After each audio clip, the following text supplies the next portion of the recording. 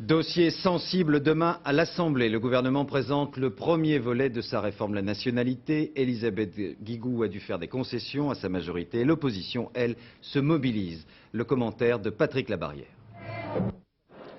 Veillée d'armes à l'Assemblée. L'opposition envisage de déposer plus de 300 amendements pour modifier le projet de loi d'Elisabeth Guigou. L'acquisition automatique de la nationalité demain pour remplacer l'acte volontaire aujourd'hui. Être français, c'est un honneur. Être français, c'est avoir naturellement des droits, mais aussi des devoirs. Des devoirs à l'égard de la France. Et le premier de ces devoirs, c'est de dire que l'on veut être français. Le Front National, par son seul député, déposera 130 amendements et une proposition de loi. Jean-Marie Le Pen, qui n'est pas député, est venu le dire à l'Assemblée. Être français, cela s'hérite ou se mérite.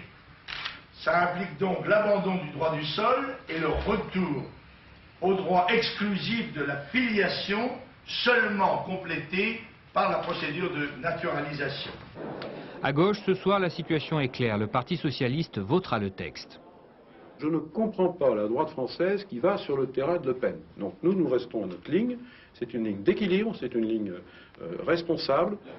Le Parti communiste défendra jusqu'à l'abstention s'il le faut un droit du sol intégral. En ce qui nous concerne, nous entendons multiplier les amendements pour enrichir ces différents projets.